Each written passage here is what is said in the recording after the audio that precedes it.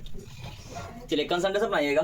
Question कह रहा है आपका क्षेत्रमिति का क्वेश्चन है, चतुर्भुज का क्वेश्चन है। क्वेश्चन कह रहा है कि एक चतुर्भुज है एबीसीडी, ठीक है ना, उसका एक विकर्ण दे रखा है और इसके सम्मुख शीर्ष बी तथा डी से उस पर क्या डाला गया, लंब डाला गया है, और उस लंब का लंबाई दे रखा है। फिर पूछा आपसे चतुर्भुज का क्षेत्रफल।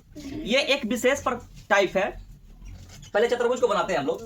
तो मान लीजिए कि एक चतुर्भुज है ये, ठीक है। चतुर्भुज तो किसी प्रकार का भी हो सकता है, आयत वर्ग कुछ भी, ठीक है ना। तो आयत वर्ग नहीं बनाते हैं, क्या बनाते हैं, समांतर चतुर्भुज बना लेते हैं। सबसे अच्छा रहेगा समांतर चतुर्भुज, ठीक है।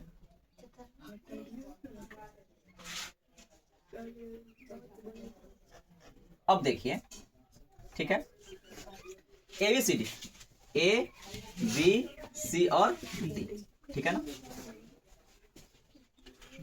एबीसीडी है, इसका एक विकर्ण है एसी, ठीक है ना, एक विकर्ण है एसी। यहां पे लिख लेते हैं कि विकर्ण है हमारा, विकर्ण बराबर है एसी, और इस एसी का मान है कितना, 15 सेंटीमीटर, 15 सेंटीमीटर है। आगे कह रहा है कि बी तथा डी से डाले गए लंब, बी से डाला गया है लंब इस पे, सॉरी डी से, और यहाँ पे बी से ये डाला गया लंब है। इस लंब की जो लंबाई है हमारा 3 सेंटीमीटर तथा 5 सेंटीमीटर है। ये हमारा 3 सेंटीमीटर है और ये 5 सेंटीमीटर, ठीक है ना, ठीक है। यहां पर हम मान लेते हैं कि विकर्ण एसी पर बिंदु शीर्ष, बिंदु नहीं क्या, शीर्ष डी से डाला गया लंब बराबर है H1, ठीक है ना।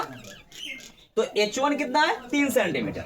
H1 बराबर कितना, 3 सेंटीमीटर।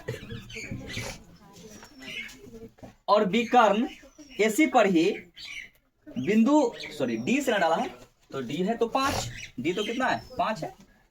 शीर्ष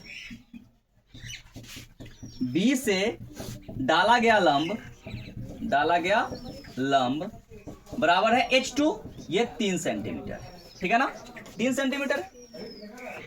अब देखिए कि चतुर्भुज का क्षेत्रफल होता है, चतुर्भुज का क्षेत्रफल बराबर क्या होता है कि 1/2 गुना विकर्ण 1, ये हमारा क्या है, D1 है। विकर्ण 1 मतलब डायगोनल 1, ठीक है ना, और इंटू H1 प्लस H2, जो भी इस विकर्ण पर डाला गया लंब है ना, उसके लंबाई का योग, ठीक है ना। तो यहां से आ रहा है 1/2 गुना, विकर्ण 1 है 15 गुना 5 प्लस कितना, 3, ठीक है ना। 1/2 गुना 15 गुना कितना, 8, 15 गुना 8, सब सेंटीमीटर में चल रहा है। 2 से ये कट जाएगा 4 टाइम में, तो यहां आ रहा है 15 गुना 4 सेंटीमीटर स्क्वायर। 15 चौका कितना हो जाता है, 60 सेंटीमीटर स्क्वायर, यही क्षेत्रफल होगा। किसी को कोई आपत्ति नहीं ना, बस देख लीजिए इसको।